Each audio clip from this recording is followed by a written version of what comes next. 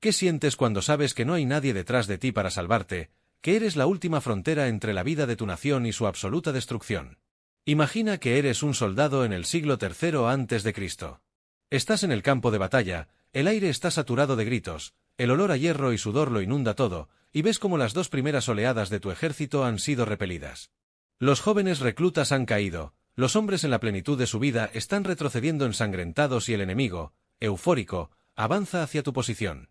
En ese momento, tú y tus compañeros, hombres de pelo canoso y cicatrices que cuentan la historia de 1000 guerras, os ponéis en pie. El silencio se hace en el campo de batalla porque todos saben lo que significa ese movimiento. Los Triarii han entrado en juego. Para entender el poder de Roma, no debemos mirar a sus emperadores ni a sus monumentos de mármol, sino a estos hombres que representaban el mito y la realidad del muro inquebrantable de la República. Para comprender quiénes eran realmente los Triarii, primero debemos desmitificar la imagen de la legión romana que todos tenemos en la cabeza. Olvida por un momento el cine de Hollywood, olvida la lorica segmentata y los ejércitos uniformados del imperio. Estamos en la época de la República Media, una Roma que todavía luchaba por la supremacía en Italia contra samnitas, galos y cartagineses. En este periodo, el ejército romano no era una fuerza profesional pagada por el Estado, sino una milicia ciudadana donde cada hombre debía costearse su propio equipo. Esto creaba una estructura social y militar única, la legión manipular. En este sistema, tu posición en el campo de batalla no dependía solo de tu valentía, sino de tu edad y de cuánto dinero tenías en tu cuenta bancaria o cuántas tierras poseías en las afueras de Roma. Los Triarii eran la tercera línea, los Singers, los veteranos más curtidos que generalmente rondaban los 40 o 50 años de edad. En un mundo donde la esperanza de vida era corta y la guerra era una constante anual, un hombre de 40 años que seguía vivo y en forma para luchar era, por definición, un superviviente de élite. Pero no solo eran veteranos por experiencia, eran la aristocracia del campo de batalla. Eran los ciudadanos más ricos después de la caballería equites, hombres que podían permitirse las mejores armaduras de bronce, cascos pesados y las cotas de malla más resistentes. Esta combinación de veteranía extrema y equipo de máxima calidad los convertía en una visión imponente. Eran el seguro de vida de Roma, la reserva estratégica que solo se utilizaba en situaciones de vida o muerte. La realidad de los Triarii estaba envuelta en un aura de terror psicológico, tanto para el enemigo como para sus propios aliados. Existe un dicho romano que ha sobrevivido milenios, resa de Triarios rediit, que literalmente significa la cosa ha llegado a los Triarii. En la cultura romana, usar esta frase era el equivalente a decir que se estaba en el último minuto del último partido y que no quedaban más opciones. Cuando un comandante romano daba la orden a los Triarii de intervenir, el mensaje era claro: las dos primeras líneas, los Astati y los príncipes, han fallado. Si los Triarii caen, Roma cae. Esta presión, lejos de quebrar a estos veteranos, los convertía en una fuerza de una disciplina casi inhumana. Mientras los jóvenes Astati podían dejarse llevar por el ímpetu o el pánico de la juventud, los Triarii eran rocas de calma estoica. Para mantener esa aura de invencibilidad, los Triarii utilizaban una táctica de espera que era una obra maestra de la guerra psicológica. Durante la mayor parte de la batalla, mientras las dos primeras líneas luchaban y morían, los Triarii permanecían en la retaguardia en una posición muy específica. Estaban arrodillados sobre una pierna, cubiertos por sus grandes escudos y con sus lanzas apuntando hacia el cielo en un ángulo inclinado. Imaginen la escena desde la perspectiva de un guerrero galo o un mercenario cartaginés. Después de haber luchado contra miles de romanos, después de estar agotado y herido, miras más allá de la carnicería y ves a una masa silenciosa de veteranos acorazados, inmóviles, esperando su turno con una paciencia glacial. Esa visión de una reserva fresca y pesada era a menudo suficiente para quebrar la moral del enemigo antes incluso de que se intercambiara el primer golpe. Pero, ¿por qué eran tan temidos si eran hombres mayores? Aquí es donde la realidad militar choca con el prejuicio moderno sobre la edad. En la antigüedad, la fuerza física bruta era importante, pero la cohesión y la técnica lo eran todo. Los Triarii no luchaban como los espadachines individuales que vemos en las películas. Luchaban como una falange tradicional, al estilo de los antiguos hoplitas griegos. Su arma principal no era la espada corta, sino la asta, una lanza de empuje larga y pesada. Cuando los Triarii se ponían en pie y cerraban filas, se convertían en un erizo de bronce y madera prácticamente impenetrable. Eran especialistas en la defensa estática. Su trabajo no era perseguir al enemigo por el campo, sino ser el ancla sobre la cual el resto del ejército pudiera reagruparse o el yunque contra el que el enemigo se estrellaría tras haber superado las primeras líneas. Es fascinante analizar la dualidad de los Triarii como mito y como realidad social. En la Roma republicana, El honor era la moneda de cambio más valiosa. Para un Triarius, retroceder no era solo una derrota militar, era una condena social para su familia y su linaje. Estos hombres tenían hijos luchando las primeras filas, tenían propiedades que proteger y una reputación que mantener tras décadas de servicio. La realidad es que los Triarii rara vez tenían que entrar en combate, pero su mera presencia dictaba el ritmo de la batalla. Eran el gran garrote de los cónsules romanos. Saber que tenías a los mejores guerreros de Italia guardándote las espaldas permitía a los jóvenes Astati luchar con una agresividad que de otro modo no tendrían. Los Triarii eran el soporte emocional de la legión. Sin embargo, no debemos caer en la trampa de pensar que eran una unidad puramente ornamental. Cuando la situación llegaba a ellos, la carnicería era absoluta. Eran maestros del contraataque. Si el enemigo lograba romper a los príncipes, llegaría agotado y desorganizado a la tercera línea. Allí se encontraría con un muro de escudos frescos y una lluvia de lanzas manejadas por hombres que conocían cada truco del manual de guerra. Los Triarii no tenían piedad porque sabían que ellos eran el final del camino. Si ellos luchaban, era para terminar la guerra ese mismo día. Eran la encarnación del pragmatismo romano, ahorro de energía, máxima protección y un despliegue de fuerza abrumador en el momento justo. A lo largo de esta serie de vídeos, vamos a profundizar en sus armas y sus batallas, pero en esta introducción es vital que entiendas que el Triarius no era solo un soldado, era un símbolo del orden social romano. Eran los guardianes de la tradición frente a la innovación, la lanza frente a la espada, la vejez experimentada frente a la juventud impulsiva. En un mundo que cambiaba rápidamente, los Triarii recordaban a todos que, al final del día, la estabilidad de la República descansaba sobre los hombros de aquellos que tenían más que perder y la voluntad de hierro para defenderlo. La leyenda de que los Triarii nunca fueron derrotados no es del todo cierta históricamente, pero el hecho de que su intervención fuera el último recurso nos dice todo lo que necesitamos saber sobre su estatus. Eran, sin lugar a dudas, los hombres más temidos de Roma porque, cuando ellos se levantaban, el tiempo de los juegos y las escaramuzas se había terminado. Era el tiempo de la verdad. ¿Cómo se equipaban exactamente estos muros humanos para resistir cargas de caballería y hachas galas? ¿Qué secretos escondía su armadura que los hacía parecer semidioses de bronce a los ojos de sus enemigos? Quédate conmigo, porque en la siguiente sección vamos a desglosar pieza por pieza el equipo que convirtió a los Triarii en la pesadilla de cualquiera que osara desafiar la hegemonía de Roma. Vamos a entrar en la armería del ejército élite más temido de la historia. Antes de seguir, no olvides suscribirte para no perderte más contenido como este. Así estarás siempre al tanto de nuestros próximos vídeos. Ahora, sigamos. ¿Cuánto dinero estarías dispuesto a pagar por una armadura que fuera literalmente la diferencia entre volver a casa con tu familia o terminar en una fosa común en territorio enemigo? Para un Triarius de la República Romana, esta no era una pregunta hipotética, sino la base de su existencia. Para entender por qué estos hombres eran el muro de bronce de Roma, tenemos que alejarnos de la idea del soldado uniformado por el Estado y entrar en el mundo de la aristocracia guerrera. En esta sección vamos a desgranar el equipo de los Triarii, un arsenal que no solo estaba diseñado para proteger el cuerpo, sino para proyectar una imagen de poder e invulnerabilidad que quebrara la voluntad del oponente antes de que se cruzara el primer golpe. Si los Astati eran el martillo y los príncipes el cuerpo de la legión, los Triarii eran el blindaje pesado, la culminación de la tecnología militar del Mediterráneo central. Empecemos por el arma que los definía y los separaba del resto de la legión, la asta.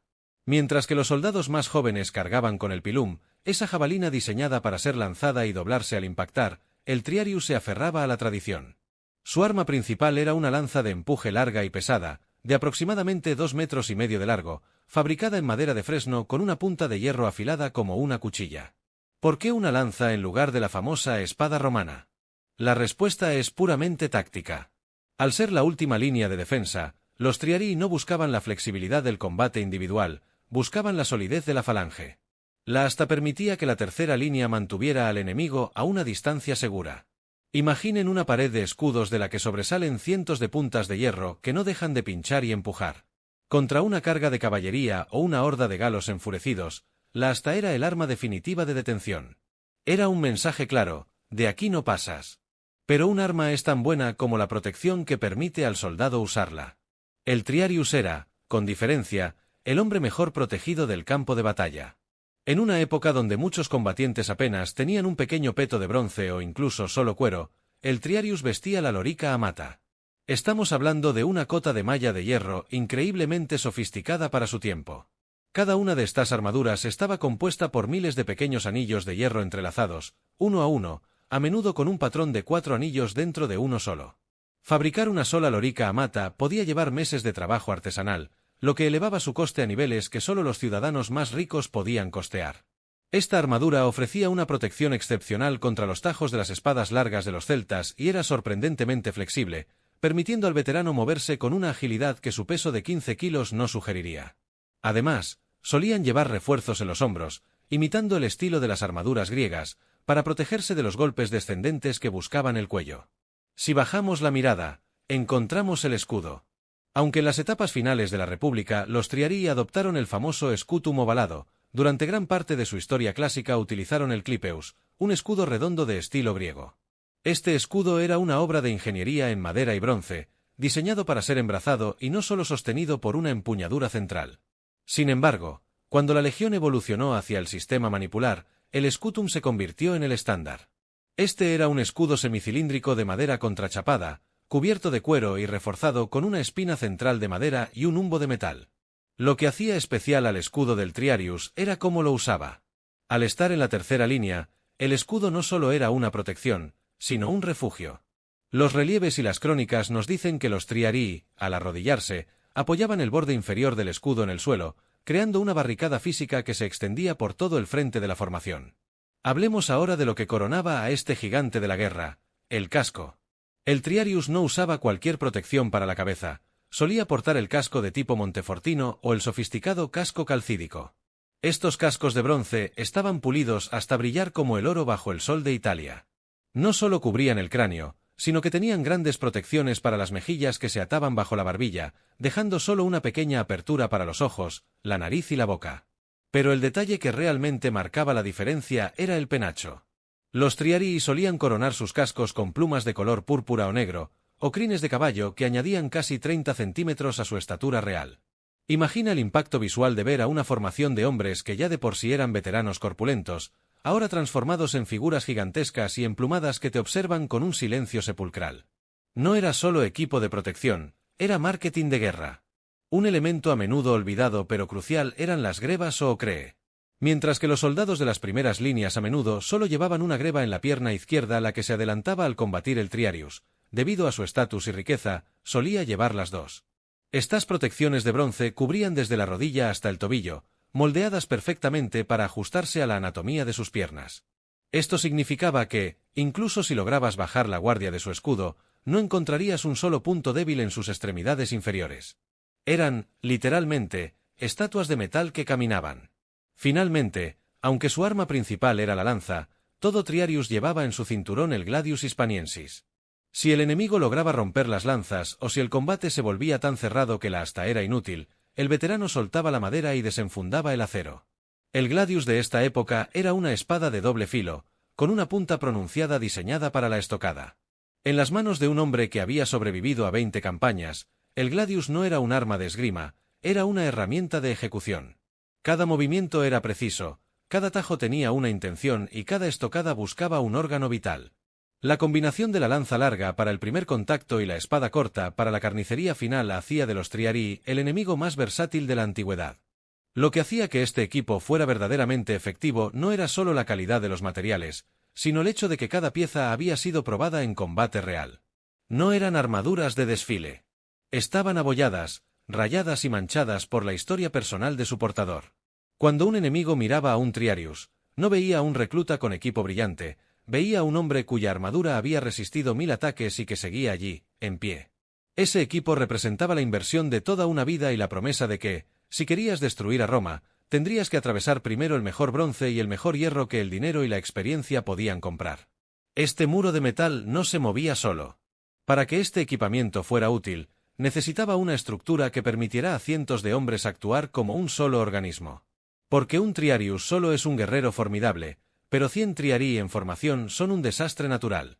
¿Cómo se organizaban en el campo de batalla? ¿Cómo lograban que los soldados que huían de las primeras líneas pasaran a través de sus filas sin romper la formación? Prepárate, porque en la siguiente sección vamos a entrar en el tablero de ajedrez de la Legión Romana y descubrir la maniobra táctica más compleja y elegante de la historia antigua.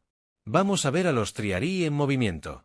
¿Cómo es posible que un ejército supere en número a su enemigo, lo rompa en combate, y justo cuando cree que la victoria es suya, se encuentre de repente con una barrera impenetrable que lo aniquila por completo? Para entender el genio militar de la República Romana, no hay que mirar solo el valor de sus hombres, sino la elegancia matemática de su formación. Imagina que el campo de batalla no es una melé caótica, sino un gigantesco tablero de ajedrez donde las piezas se mueven, se deslizan y se tragan unas a otras con una precisión quirúrgica. Esta es la sección donde vamos a analizar el sistema manipular, el famoso triplex acies, y cómo los triarii realizaban la maniobra más difícil y peligrosa de la antigüedad.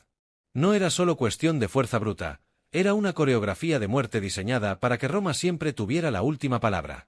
Para comprender el papel de los triarii en acción, primero debemos entender el despliegue inicial. Los romanos no formaban en una línea sólida y continua como lo hacían los griegos con su falange. Eso era demasiado rígido y vulnerable en terrenos irregulares. En su lugar, utilizaban manípulos, pequeñas unidades de unos 60 a 120 hombres que se desplegaban en un patrón de damero o quincunx. Visualiza 3 filas de bloques de soldados.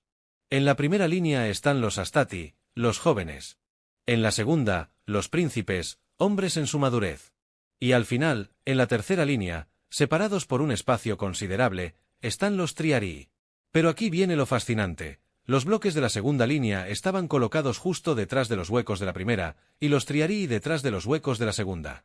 Este diseño permitía que el ejército romano fuera fluido, que pudiera respirar, y sobre todo, que pudiera absorber el impacto de una derrota parcial sin colapsar. Mientras los astati y los príncipes chocaban contra el enemigo, los triarii permanecían en una calma absoluta que resultaba casi sobrenatural para quien los observaba desde fuera. Como mencionamos antes, su postura era la clave de su mística.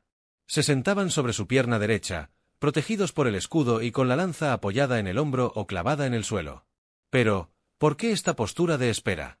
En un vídeo sobre la retención y el entretenimiento, hay que destacar el factor psicológico. Imagina que eres un guerrero samnita o un mercenario de Cartago.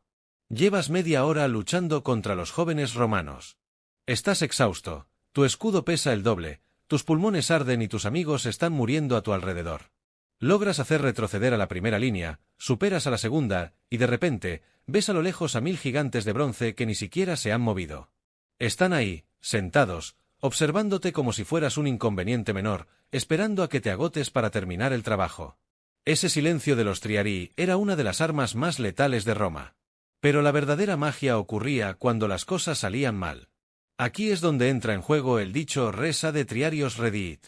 Si los astati eran superados, no huían en desbandada hacia atrás, lo que habría provocado el pánico general. En su lugar, se retiraban de forma ordenada a través de los huecos dejados por los manípulos de los príncipes. Si la presión seguía siendo demasiada y los príncipes también tenían que retroceder, ambos grupos se deslizaban por los amplios pasillos que dejaban los triarii en la tercera línea. Es en este momento crítico cuando los veteranos realizaban su movimiento maestro. Al unísono, miles de hombres se ponían en pie. El ruido del metal de sus armaduras chocando y el grito de mando de los centuriones debía resonar en todo el valle. Los triarii cerraban los huecos de su formación, transformando el tablero de ajedrez en un muro de lanza sólido y continuo. El enemigo, que creía estar persiguiendo a un ejército en fuga, de repente se estampaba contra una muralla de veteranos frescos, pesadamente armados y con una disciplina de hierro. Esta maniobra de repliegue y cierre es lo que los historiadores llaman el sistema de relevos. Era una forma de gestionar la fatiga del soldado que ningún otro ejército de la época tenía. Mientras el enemigo luchaba contra 3 oleadas sucesivas de romanos, cada una más experimentada que la anterior, sus propias tropas se desgastaban sin descanso. Los triarii eran el yunque definitivo. Al ser una formación de estilo falange, su objetivo no era cargar heroicamente, sino resistir. Clavaban sus lanzas en el suelo, apoyaban el hombro contra el escudo y se convertían en una fortificación humana. Contra esta formación, la caballería enemiga perdía todo su ímpetu y la infantería ligera era simplemente empalada. Era una defensa elástica que permitía a los soldados heridos de las primeras líneas ponerse a salvo y reorganizarse detrás del muro de los veteranos. En muchas batallas, el simple hecho de ver a los triarii ponerse en pie y cerrar filas era suficiente para que el enemigo detuviera su ataque y comenzara su propia retirada. Sin embargo, hay un detalle técnico que a menudo se pasa por alto: el papel de los centuriones de los triarii. En la tercera línea no solo estaban los soldados más viejos, sino los oficiales más experimentados de toda la legión. El centurión primus pilus, el de mayor rango, lideraba desde aquí. Estos hombres no solo daban órdenes de combate, sino que eran los encargados de mantener la calma cuando el resto del ejército estaba al borde del colapso. La formación de los triarii funcionaba porque cada hombre confiaba ciegamente en el que tenía al lado. Sabían que si uno fallaba, la lanza del compañero de atrás cubriría su hueco. Era una estructura de capas profundas, generalmente de 6 a 10 hombres de fondo, lo que hacía casi imposible que una carga frontal los rompiera. ¿Pero qué pasaba si los triarii tenían que atacar? Aunque eran una unidad de reserva, no eran puramente pasivos. Si el comandante veía que el enemigo estaba agotado tras chocar contra el muro de lanzas, ordenaba el contraataque. Aquí, los triarii avanzaban con un paso lento y rítmico, un muro de bronce que caminaba de forma inexorable. No corrían, no gritaban de forma desordenada, avanzaban como una máquina. En el combate cerrado, utilizaban la técnica del empuje del escudo. Golpeaban al enemigo con el humbo de metal del escudo para desequilibrarlo y luego, con la precisión de un carnicero experto, clavaban su lanza o su gladius en los huecos de la armadura enemiga. Era una forma de guerra metódica y aterradora por su falta de emoción. Para el Triarius, la batalla no era una oportunidad de gloria individual, sino una tarea que debía completarse con la máxima eficiencia. Otro aspecto fundamental de su táctica era la protección de los flancos. En muchas ocasiones, cuando la caballería romana era derrotada y el enemigo intentaba rodear a la legión, los manípulos de los triarii se desplegaban hacia los lados, formando una L o un cuadrado para proteger las espaldas de los príncipes. Esta versatilidad es lo que los diferenciaba de la falange macedonia, que era muy poderosa de frente pero vulnerable por los lados. Los triarii podían cambiar de dirección y de formación con una velocidad asombrosa gracias a su entrenamiento constante. Eran el pegamento que mantenía unida a la legión cuando el caos de la batalla amenazaba con despedazarla. Imaginen por un momento la tensión de esos minutos finales. El sol está bajando, el suelo es un lodazal de sangre y barro, y los triarii son lo único que queda entre la supervivencia de la república y su fin. Cada vez que escuchas el dicho de que algo ha llegado a los triarii, debes visualizar este movimiento: hombres arrodillados poniéndose en pie, el brillo de las puntas de las lanzas y el muro de escudos cerrándose herméticamente. Era el momento de la verdad, donde la teoría militar se encontraba con la realidad brutal del combate. Esta formación no solo ganó batallas, forjó el carácter de un imperio que se negaba a aceptar la derrota mientras quedara un solo veterano en pie. Pero, ¿cómo se comportó este sistema frente a los mayores genios militares de la historia? ¿Qué pasó cuando el tablero de ajedrez de los triarii se encontró con la mente maestra de Aníbal Barca en las llanuras de Italia? ¿Fue suficiente su muro de lanzas para detener a los elefantes y a la infantería veterana de Cartago? Prepárate, porque en la siguiente sección vamos a llevar estas tácticas al terreno de la realidad histórica más cruda. Vamos a ver a los triarii en su prueba de fuego definitiva, las guerras púnicas y el desafío que casi borra a Roma del mapa. ¿Es posible que un sistema diseñado para la invencibilidad absoluta se convierta en la propia trampa de quien lo maneja cuando se enfrenta a un genio que no sigue las reglas del juego? Hasta ahora hemos hablado de los triarii como un muro de bronce, una reserva mística y un seguro de vida para Roma, pero la historia no es un manual de táctica estática, sino un organismo vivo que sangra. Para entender la verdadera valía de estos veteranos, debemos sacarlos del campo de entrenamiento y lanzarlos al torbellino de las guerras púnicas. Aquí, el tablero de ajedrez romano se encontró con Aníbal Barca, el hombre que convirtió el sistema de manípulos en su patio de recreo y que obligó a los triarii a demostrar si eran leyendas de metal o simplemente hombres de carne y hueso esperando su turno para morir. En esta sección, vamos a viajar a los campos de batalla de Cannas y Zama para ver cómo la élite de Roma pasó de la humillación total a la gloria definitiva. El escenario más oscuro para los triarii fue, sin duda, la llanura de Cannas en el año 216 a.C. Imaginen la escala del desastre. Roma había reunido el ejército más grande de su historia para aplastar a Aníbal de una vez por todas. Los triarii estaban allí, en la tercera línea, formando el núcleo de veteranos más denso que se hubiera visto jamás. Sin embargo, Aníbal no cargó contra ellos.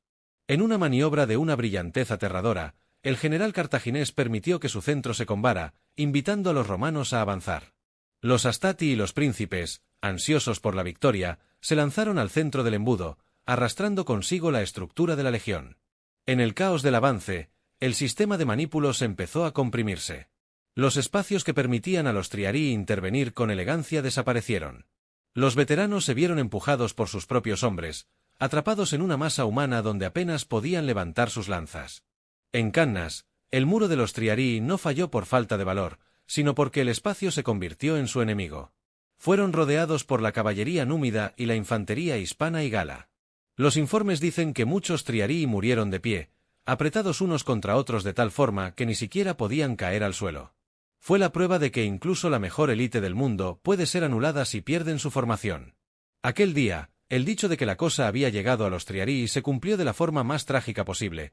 Llegaron a ellos no para ser el relevo, sino para ser el último sacrificio en un círculo de muerte. Pero Roma no era una nación que aprendiera poco de sus derrotas.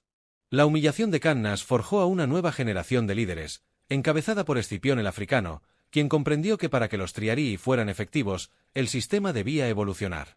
Viajemos ahora 14 años después, a las llanuras de Zama en el 202 a.C. Este es el clímax de las guerras púnicas y el momento de redención para los veteranos romanos. Aníbal está al otro lado del campo con sus elefantes de guerra, y Escipión ha traído consigo a los supervivientes de las legiones malditas de Cannas, hombres que llevaban años esperando este momento. En Zama, los triarii no fueron solo una reserva pasiva, fueron la pieza maestra de una maniobra de flanqueo que cambió el curso de la historia. La batalla comenzó con el terror de los elefantes. Escipión, conociendo el sistema manipular a la perfección, ordenó a sus manípulos que no formaran el damero tradicional, sino que dejaran pasillos rectos a través de toda la formación. Cuando los elefantes cargaron, los triarii, desde la tercera línea, ayudaron a dirigir a las bestias a través de esos pasillos mediante gritos y ruido metálico, neutralizando la mayor amenaza de Aníbal. Pero lo mejor estaba por llegar. Tras un combate brutal entre las primeras líneas, donde la infantería de Aníbal demostró ser un rival formidable, la batalla llegó a un punto muerto de agotamiento. Los Astati y príncipes estaban diezmados. Fue entonces cuando Escipión realizó un movimiento que desafiaba la tradición. En lugar de simplemente hacer avanzar a los triarii para que chocaran de frente, los desplegó hacia los flancos. Imaginen la visión desde el bando cartaginés. Crees que estás ganando porque la infantería romana está agotada, y de repente, desde la retaguardia, ves aparecer a los triarii moviéndose hacia las alas, extendiendo la línea romana y envolviendo tu formación. Los veteranos, con sus lanzas largas y sus armaduras brillantes, cerraron el círculo que Aníbal había usado años antes contra ellos. Zama fue la batalla donde los triarii demostraron que no solo eran un yunque, sino que podían ser una espada larga y flexible. Cuando la caballería de Masinisa y Lelio regresó y golpeó la retaguardia de Aníbal, los triarii estaban allí para asegurarse de que nadie escapara. La victoria fue total. Roma había sobrevivido a su mayor crisis gracias a que sus veteranos supieron adaptarse de la defensa estática al asalto envolvente. Sin embargo, las guerras púnicas no fueron el único escenario donde los triarii brillaron. Debemos hablar también de las guerras macedónicas, donde el sistema manipular se enfrentó a su antepasado directo, la falange macedonia al estilo de Alejandro Magno. En batallas como Cinoscéfalos o Pidna, los triarii se encontraron cara a cara con las arisas, lanzas mucho más largas que las suyas. Aquí, la mística de los triarii se puso a prueba contra una tecnología superior en alcance. Lo que ocurrió en esas colinas fue un choque de filosofías. Los macedonios tenían lanzas de 6 metros, pero los triarii tenían flexibilidad. Cuando la falange macedonia avanzaba por terreno irregular, se abrían pequeñas grietas en su muro de picas. Los centuriones de los triarii, con su ojo clínico para la oportunidad, ordenaban a sus hombres soltar las lanzas hasta y entrar en los huecos con el gladius. Una vez que un triarius lograba meterse por debajo de las picas macedonias, la carnicería era inevitable. El veterano romano, con su cota de malla y su escudo pesado, era una picadora de carne en el combate cercano. En Pidna, la intervención de los triarii en los flancos de la falange fue lo que convirtió una batalla incierta en una masacre que terminó con la hegemonía griega para siempre. Es fascinante observar que los triarii no solo luchaban contra enemigos externos, sino que eran el soporte moral de Roma en sus momentos de mayor inestabilidad interna. Durante las guerras samnitas, décadas antes de Aníbal, los triarii salvaron a la legión en los desfiladeros de las orcas caudinas, no mediante la victoria, sino manteniendo la cohesión en la derrota. Eran hombres que entendían que su deber era morir para que otros pudieran vivir y luchar otro día. Esta mentalidad de sacrificio es lo que los hacía tan peligrosos. Un soldado que ha aceptado que es la última línea de defensa ya no tiene miedo, porque no tiene a dónde retroceder. A menudo nos preguntamos en los comentarios de estos vídeos, ¿quién ganaría, un samurái, un caballero medieval o un triarius? La respuesta real no está en el duelo individual, sino en la resistencia colectiva. En la batalla del río Trebia, bajo una tormenta de nieve y con el agua hasta la cintura, los triarii fueron los únicos que lograron mantener una retirada organizada mientras el resto del ejército romano se ahogaba o era cazado como animales. Su equipo pesado, que en otras circunstancias era una carga, se convirtió en su ancla contra la corriente y contra el pánico. Esa capacidad de mantener la calma bajo una lluvia de flechas o en medio de un río helado es lo que define a una unidad de élite. Pero la historia de los Triarii también tiene un tinte de melancolía. Eran el producto de una Roma que ya no existe, una Roma de ciudadanos granjeros que luchaban por su propia tierra y su propio estatus. A medida que las fronteras del imperio se expandían hacia Hispania, África y Grecia, el sistema de milicias empezó a resquebrajarse. Las campañas se volvieron demasiado largas para que un granjero veterano pudiera estar fuera de casa durante años. Los Triarii, los hombres que habían humillado a Aníbal y destruido a los sucesores de Alejandro, empezaron a ver cómo su mundo cambiaba. La riqueza que trajeron de las conquistas creó una desigualdad que terminaría por destruir el sistema de clases en el ejército. A finales del siglo II a.C., la distinción entre Astati, príncipes y Triarii empezó a desvanecerse en la práctica. Los comandantes se dieron cuenta de que era más eficiente tener a todos los soldados equipados con la misma armadura pesada y el mismo pilum, en lugar de depender de la riqueza personal de cada individuo. La lanza asta, el símbolo sagrado de los Triarii, empezó a ser reemplazada por el pilum incluso en la tercera línea. El fin de los Triarii como unidad distinta estaba cerca, pero su espíritu de última reserva nunca abandonó a Roma. A lo largo de estos 80 minutos de documental, hemos visto sus armas y su formación, pero es en estas batallas históricas donde realmente comprendemos por qué el dicho llegar a los Triarii infundía tanto respeto. No era una frase hecha, era el reconocimiento de que, cuando todo lo demás fallaba, cuando el ingenio de Aníbal o las picas de Macedonia parecían invencibles, todavía quedaba un muro de veteranos de pelo canoso que preferían morir en su sitio antes que dar un paso atrás. La actuación de los Triarii en la historia de Roma es la crónica de un éxito basado en la disciplina, el equipo y, sobre todo, en una voluntad de hierro que no conocía la rendición. ¿Qué pasó cuando este sistema perfecto de ciudadanos soldados finalmente colapsó? ¿Quién se atrevió a decir que los Triarii ya no eran necesarios y que unidad los reemplazó para convertir a Roma en un imperio global? Prepárate, porque en la siguiente sección vamos a entrar en las sombras de la política romana para descubrir las reformas de Mario, el momento en que los Triarii colgaron sus lanzas para dar paso al legionario profesional que todos conocemos. El fin de una era está a punto de comenzar. ¿Qué es lo que realmente pasa por la mente de un hombre que sabe que su única función en la vida es esperar a que sus amigos mueran para poder entrar él en acción? Para entender a los Triarii no basta con analizar el peso de su armadura o el largo de su lanza asta, hay que entrar en el rincón más oscuro y disciplinado de la psique humana. Imagina pasar 10, 15 o 20 años de tu vida asistiendo a la carnicería desde la barrera, viendo cómo los jóvenes de tu aldea son masacrados en la primera línea mientras tú permaneces arrodillado, inmóvil, bajo un sol abrasador o una lluvia torrencial. Los Triarii no eran solo soldados veteranos, eran los guardianes de una filosofía de vida basada en el estoicismo, el sacrificio y una fides, o lealtad, que rozaba lo religioso. En esta sección vamos a despojar al Triarius de su escudo de bronce para descubrir al hombre que se escondía detrás de la máscara, su entrenamiento, su estatus social y esa mentalidad de hierro que permitía a un hombre de 50 años enfrentarse a guerreros a los que doblaba la edad sin pestañear. Para empezar, debemos comprender que el Triarius era el producto final de un proceso de selección natural brutal. En la Roma republicana, la guerra era una cita anual. Si habías llegado a la tercera línea, significaba que habías sobrevivido a tus años como Astatus y como príncipes. Eras un superviviente profesional en una época donde una herida infectada o un mal paso en el barro significaban la muerte. Esto creaba una jerarquía de respeto que hoy nos costaría imaginar. En el campamento, el Triarius no era solo un soldado, era un mentor y, a menudo, una figura paterna temida. Los jóvenes reclutas los miraban con una mezcla de pavor y admiración. Eran hombres que habían visto a Aníbal a los ojos, que habían caminado por las nieves de los Alpes y que habían enterrado a más amigos de los que podían recordar. Ese pozo de experiencia les otorgaba una autoridad moral que mantenía unida a la legión incluso en los momentos de mayor pánico. El estatus social del Triarius era la clave de su compromiso. No luchaban por un salario, porque el denario apenas cubría sus gastos de campaña, luchaban por su dignitas y por la supervivencia de su linaje. Al ser los ciudadanos más ricos después de los caballeros, los Triarii tenían mucho que perder. En Roma, la propiedad de la tierra estaba ligada intrínsecamente al servicio militar. Si la legión era destruida, sus granjas serían saqueadas y sus familias esclavizadas. Por eso, cuando el Triarius se ponía en pie en la tercera línea, no solo estaba defendiendo una posición táctica, estaba defendiendo su patrimonio y el futuro de sus hijos, que a menudo estaban luchando a pocos metros de él en las filas de los Astati. Esta conexión emocional y económica creaba un nivel de tenacidad que un ejército de mercenarios profesionales nunca podría alcanzar. Hablemos del entrenamiento, porque aquí es donde se rompen muchos mitos. Se suele pensar que, al ser veteranos, los Triarii ya no necesitaban entrenar, pero la realidad era la opuesta. El mantenimiento de la formación de falange requería una sincronización perfecta. Estos hombres pasaban horas practicando el paso de maniobra, el cierre de filas y, sobre todo, el manejo de la asta en espacios reducidos. Pero el entrenamiento más duro era el psicológico.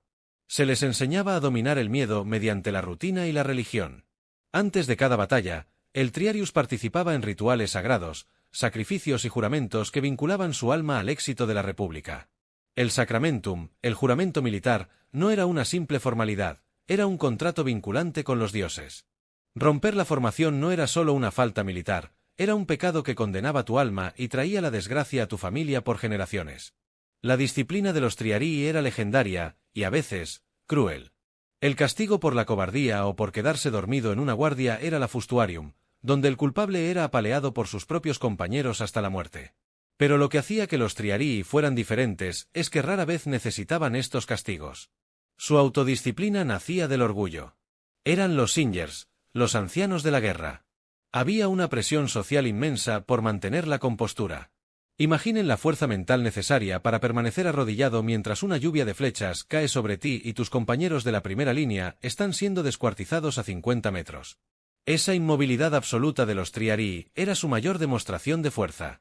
Era un mensaje al enemigo: puedes matar a nuestros jóvenes, pero nosotros seguimos aquí, y no tenemos intención de movernos. La vida diaria en el campamento romano también reflejaba este estatus. Los Triarii solían agruparse en las tiendas más cercanas a la zona de los oficiales y el cuartel general, el Praetorium. Sus raciones eran las mismas que las del resto, basadas en trigo, manteca, algo de carne salada y vino agrio llamado posca, pero su posición les permitía ciertos lujos, como tener esclavos personales que cargaran con su equipo pesado durante las marchas.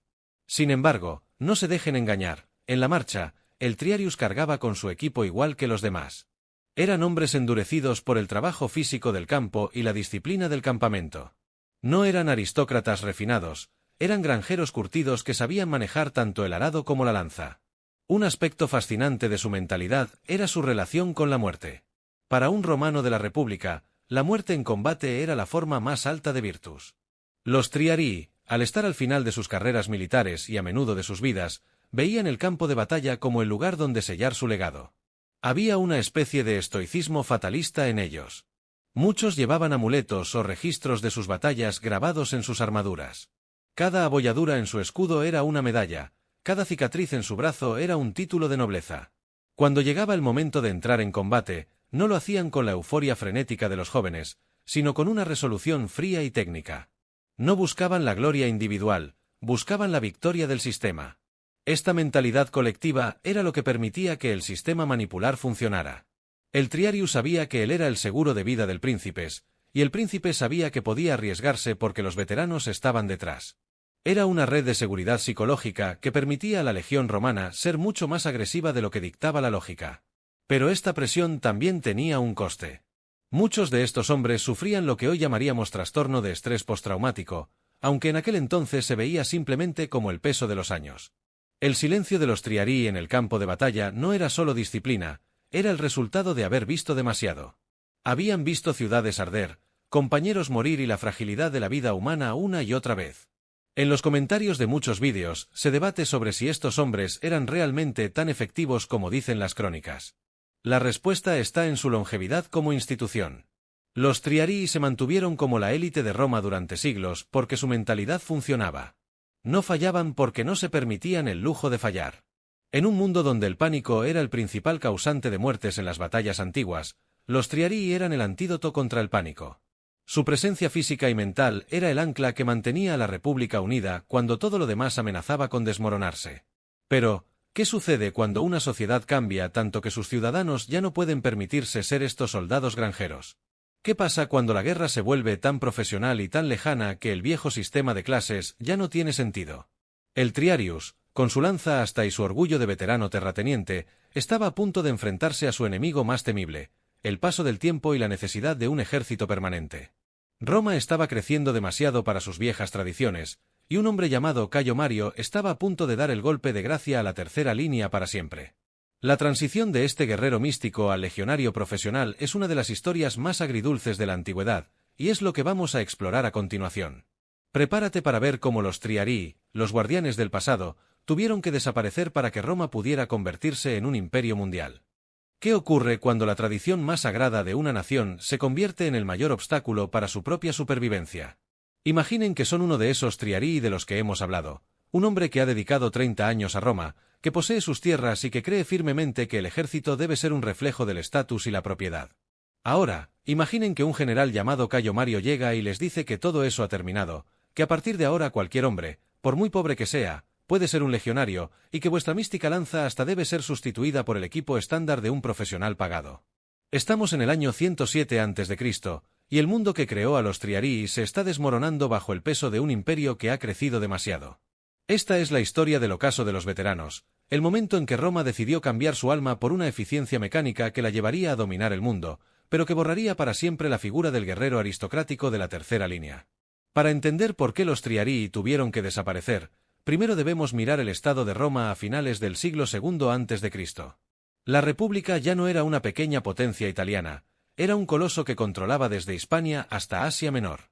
Las guerras ya no duraban una temporada de verano, sino décadas. Los ciudadanos soldados, especialmente los Triarii, estaban exhaustos. Imaginen ser un agricultor veterano que es llamado a filas para luchar en Numidia o contra las tribus cimbrias en el norte. Pasa 6 años fuera de casa, tu granja se arruina, tus deudas crecen, cuando regresas, un rico terrateniente ha comprado tus tierras. El sistema de milicias ciudadanas, basado en la propiedad, estaba creando una crisis social sin precedentes. Roma se estaba quedando sin hombres calificados para ser Triarii porque la clase media estaba desapareciendo. La necesidad de una reforma no era una cuestión de preferencia táctica, era una cuestión de vida o muerte para el Estado. Aquí entra en escena Cayo Mario, un hombre nuevo que no pertenecía a la vieja aristocracia y que entendía que el futuro de Roma no estaba en los granjeros soldados, sino en los profesionales.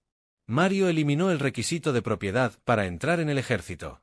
Abrió las puertas a los capite censi, los ciudadanos que no tenían nada más que su propia cabeza en el censo. Esto cambió la composición de la legión de la noche a la mañana. Pero el cambio más profundo fue la estandarización. Mario se dio cuenta de que tener 3 líneas con equipos y tácticas diferentes era una pesadilla logística en campañas de larga distancia. ¿Por qué entrenar a unos hombres como lanceros estáticos y a otros como espadachines de vanguardia cuando puedes tener una fuerza uniforme capaz de hacerlo todo? La reforma de Mario borró las distinciones de clase dentro de la legión. Los términos astati, príncipes y triarii no desaparecieron del vocabulario militar de inmediato, pero perdieron todo su significado original. Ya no importaba si tenías 50 años y una granja o 20 años y nada, ahora todos recibían el mismo equipo del Estado, la cota de malla, lorica amata, el escudo rectangular, scutum y, lo más importante, el pilum. La lanza asta, el símbolo de los Triarii desde los tiempos de la falange etrusca, fue retirada del servicio general. El Triarius, tal como lo conocíamos, el muro de bronce arrodillado con su lanza de 2 metros, dejó de existir para convertirse en un legionario más dentro de una cohorte. Esta transición fue lo que llamamos la cohortización de la legión. En lugar de los pequeños manípulos que permitían ese juego de ajedrez complejo del triplexacies, la legión se dividió en 10 cohortes de unos 480 hombres cada una. Cada cohorte era una unidad autosuficiente, capaz de luchar de forma independiente. El espacio que antes ocupaban los Triarii como reserva estratégica fue sustituido por una reserva táctica de cohortes enteras. La ventaja era obvia. El ejército de Mario era mucho más flexible y potente en el choque directo. Pero en este proceso, Roma perdió algo intangible. Perdió la figura del veterano como una clase social distinta dentro del combate. El Triarius se diluyó en la masa de profesionales que ahora juraban lealtad no a la República, sino al general que les pagaba el sueldo y les prometía tierras al jubilarse. Desde el punto de vista del entretenimiento histórico, este es el momento de la gran ironía. Los Triarii murieron para que el Imperio Romano pudiera nacer. Sin la estandarización de Mario, Roma nunca hubiera podido derrotar a las oleadas masivas de germanos o mantener fronteras tan extensas. Sin embargo, el fin de los Triarii también marcó el fin de la estabilidad política de la República. Al profesionalizarse el ejército, los soldados empezaron a buscar su sustento en figuras como Mario, Sila, César o Pompeyo. La desaparición de la tercera línea de veteranos propietarios significó que ya no había un freno social dentro de la legión contra las ambiciones de los generales. Los hombres que antes eran el ancla de la República se convirtieron en el instrumento de su caída. Pero, ¿desapareció realmente el concepto de los triarii? No del todo. Aunque la unidad técnica se extinguió, su espíritu sobrevivió en la creación de las reservas de veteranos. En las legiones imperiales, los soldados de mayor antigüedad seguían siendo colocados en posiciones estratégicas y recibían un respeto especial. Incluso la famosa Guardia Pretoriana, en sus inicios, bebía de esa idea de una fuerza de élite compuesta por los hombres más experimentados. Pero la pureza del sistema de manípulos, ese baile de relevos donde el veterano esperaba su turno para salvar el día, quedó enterrada en el pasado. El legionario de la época de Julio César era un soldado formidable, quizás el mejor de la historia, pero ya no era un triarius. Ya no era ese granjero aristócrata que luchaba para volver a sus tierras, era un profesional que luchaba para que su general se convirtiera en Dios. Para los entusiastas de la táctica, el fin de los triarii es un tema de debate eterno. ¿Fue una mejora o una pérdida? Si bien la legión de Mario era una apisonadora, perdió parte de la resiliencia elástica que los triarii proporcionaban. En batallas posteriores, cuando una legión imperial era rodeada, a menudo colapsaba más rápido que una vieja legión manipular, porque ya no existía esa estructura de 3 oleadas de experiencia creciente. El sistema de Mario apostaba todo a la potencia de la cohorte, mientras que el sistema de los triarii apostaba por la profundidad y el aguante psicológico. El ocaso de los triarii es, en última instancia, una historia sobre la modernidad. Representa el paso de un mundo de tradiciones heroicas y deber ciudadano a un mundo de burocracia militar y poder absoluto. Los triarii fueron los guardianes de una Roma que se hizo grande siendo pequeña. Cuando Roma se hizo gigante, ya no pudo permitirse el lujo de tener a sus ciudadanos más ricos arrodillados en una tercera línea. Necesitaba máquinas de guerra intercambiables, y eso es lo que Mario les dio. Pero en las noches de campamento, durante siglos, los centuriones veteranos siguieron contando historias de los tiempos en que la lanza hasta era la reina de la batalla y de cómo, cuando todo parecía perdido, los ancianos de bronce se ponían en pie para demostrar que Roma nunca se rendía. Al cerrar esta sección, debemos reflexionar sobre el legado de este cambio. El fin de los triarii fue el precio que Roma pagó por su eternidad. Sacrificaron una unidad de élite legendaria para construir un sistema que duraría 1000 años más. Pero incluso hoy, cuando usamos la expresión llegar a los triarii, estamos rindiendo homenaje a esos hombres que desaparecieron hace 2 milenios. Su sombra es alargada, y su desaparición es el recordatorio de que en la historia, para que algo nuevo y glorioso nazca, algo viejo y noble debe morir. ¿Qué nos dice todo esto sobre la verdadera naturaleza del poder militar romano? ¿Eran realmente los triarii los mejores soldados de la historia, o solo una pieza en un rompecabezas social que ya no encajaba? En la sección final, vamos a analizar críticamente su legado y responder a la pregunta definitiva: ¿podría un ejército moderno aprender algo de estos veteranos del siglo III a.C.? Prepárate para las conclusiones finales de este épico viaje por la élite más temida de Roma. Es posible que el mayor secreto de la invencibilidad de Roma no residiera en sus tácticas de ataque, sino en su absoluta negativa a aceptar la derrota mientras quedara un puñado de ancianos con lanzas en la retaguardia. Al llegar al final de este viaje por la historia de los triarii, nos enfrentamos a la pregunta definitiva: ¿eran realmente los mejores soldados de la antigüedad o simplemente el producto de un sistema social que glorificaba el sacrificio extremo? A lo largo de estos 80 minutos hemos visto su equipo de bronce, su formación en tablero de ajedrez y su desaparición tras las reformas de Mario, pero ahora debemos mirar más allá de los datos arqueológicos para entender su legado. Los triarii no fueron solo una unidad militar, fueron la encarnación de una mentalidad que hoy, en el siglo XXI, sigue fascinando a historiadores, estrategas y entusiastas de la guerra por igual. El análisis crítico de esta élite nos revela verdades incómodas y lecciones brillantes sobre lo que significa ser el último muro de defensa de una civilización. Para empezar, debemos abordar la gran paradoja de los triarii: su éxito se basaba en el hecho de que casi nunca luchaban. En términos modernos, eran una fuerza de disuasión nuclear. Un ejército enemigo podía vencer a los jóvenes Astati y superar a los veteranos príncipes, pero saber que al final del camino te esperaba un muro fresco de los hombres más ricos y experimentados de Italia era un golpe psicológico que pocas tropas podían soportar. El legado de los triarii es, por tanto, el legado de la reserva estratégica.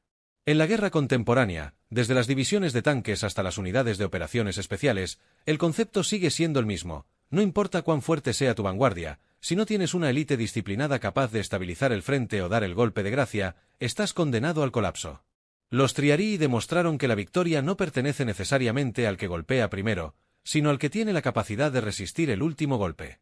Sin embargo, desde una perspectiva crítica, El sistema de los Triarii tenía debilidades que no podemos ignorar si queremos ser honestos con la historia. Su dependencia de la riqueza personal para el equipamiento significaba que la calidad del ejército estaba ligada a la salud de la economía agraria romana. Cuando la clase media de granjeros empezó a desaparecer, los Triarii se convirtieron en una especie en peligro de extinción. Además, su formación de estilo falange, aunque imbatible de frente en terrenos llanos, era una reliquia del pasado frente a la flexibilidad que demandaban las nuevas fronteras del imperio. La transición de la lanza hasta el pilum y la espada corta no fue solo un capricho de Cayo Mario, fue la aceptación de que el mundo estaba cambiando hacia una guerra de movimiento donde el muro estático ya no siempre era la respuesta. Los Triarii representaban una forma de luchar heroica y aristocrática que chocaba frontalmente con la necesidad de un imperio global de tener soldados intercambiables y profesionales. Pero si hablamos de su huella en el tiempo, debemos reconocer que los Triarii forjaron la identidad del legionario que todos conocemos. Esa disciplina de hierro, esa capacidad de permanecer en silencio bajo una lluvia de flechas y esa lealtad inquebrantable a la formación son rasgos que pasaron de los veteranos de la República a los profesionales del imperio. La idea de que el soldado romano es una roca de calma en medio del caos nació en la tercera línea de los manípulos. Cuando hoy admiramos la eficacia de las legiones de Julio César o de Trajano, estamos viendo, en realidad, a un ejército que ha estandarizado las virtudes que antes eran exclusivas de los Triarii. Roma se convirtió en una nación de Triarii profesionales, donde cada soldado, independientemente de su origen, debía aspirar a la misma veteranía y estoicismo que aquellos ancianos de la República. Otro aspecto fundamental de su legado es el concepto de la jerarquía basada en la experiencia. En un mundo moderno que a menudo valora la juventud y la innovación por encima de todo, los Triarii nos recuerdan el valor incalculable de la veteranía. Eran hombres que no solo sabían cómo luchar, sino que sabían cómo no entrar en pánico. Esa calma de veterano es lo que hoy las unidades de élite de todo el mundo intentan replicar mediante entrenamientos de estrés extremo. Los Triarii no necesitaban simulaciones, su entrenamiento era la vida misma en las fronteras. El análisis de su psicología nos enseña que el liderazgo no siempre consiste en dar órdenes a gritos, sino en estar ahí, de pie o arrodillado, demostrando con tu sola presencia que la línea no se va a romper. Al cerrar este documental, es inevitable sentir una cierta melancolía por el fin de esta unidad.